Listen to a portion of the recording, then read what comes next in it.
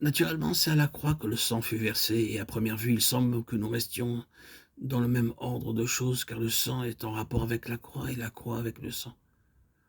Cependant, dans la doctrine du Nouveau Testament, la croix a une signification qui lui est propre, comme cela ressort du passage de Romains 6. Il y aurait sur ce sujet plusieurs passages à citer, comme par exemple Colossiens 2 et d'autres encore.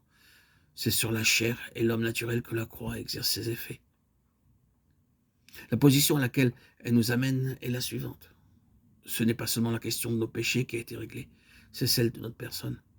C'est de nous-mêmes qu'il s'agit maintenant. Avec Christ, nous avons, nous, été crucifiés.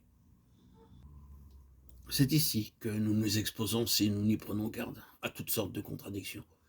Dans ce domaine-là, la théorie est couramment démentie par les faits. N'est-ce pas une expérience commune que cette succession constante de chutes et de rechutes, alternant avec des mouvements de repentir sincères, qui aboutissent chaque fois au pardon et à la purification, sans qu'on ne parvienne jamais à laisser une bonne foi derrière soi cette vie de haut et de bas. Un jour tout va bien, le lendemain tout va mal. Aujourd'hui la victoire, demain la défaite, et ainsi passent les jours et les semaines. Et la vie n'est plus qu'une suite monotone de manquements et de regrets, de péchés, de repentir, d'égarements et d'humiliation, jusqu'à ce qu'enfin, une expérience plus aiguë que les autres vous arrache des paroles désabusées comme celle-ci. La vie chrétienne, c'est une entreprise terriblement laborieuse. C'est passer son temps à revenir à Dieu pour demander pardon, pour retomber le lendemain et se repentir à nouveau. Oh, la victoire n'y joue qu'un rôle bien effacé. Tel n'est pas le programme de Dieu. La raison secrète de cet état de choses est que nous n'avons jamais ouvert les yeux à cette vérité capitale qui est notre mise de côté par la croix du Seigneur Jésus. C'est nous-mêmes, tels que nous sommes par nature, qui sommes au chemin de notre propre victoire. Nous ne l'avons jamais compris et par suite jamais accepté. Nous n'avons jamais pu réaliser tout ce que cela signifie, toutes les conséquences que comporte un événement de cette envergure.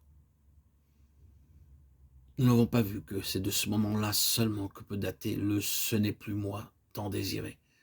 J'ai été crucifié avec Christ, dit l'apôtre. Cependant je vis, mais ce n'est pas moi, c'est Christ qui vit en moi. Ah, Galates 2.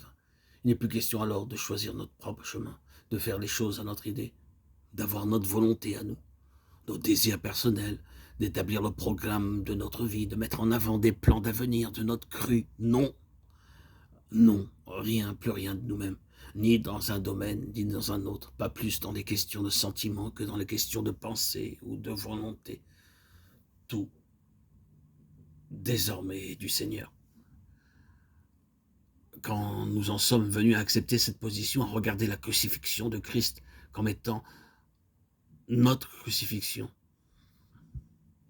sa mise au tombeau comme étant la nôtre, mais sa résurrection aussi comme entraînant notre résurrection, nous recevons alors dans nos cœurs le Saint-Esprit de Christ, qui se proposera comme objectif essentiel de gouverner notre vie, d'en diriger le cours et de choisir à notre place.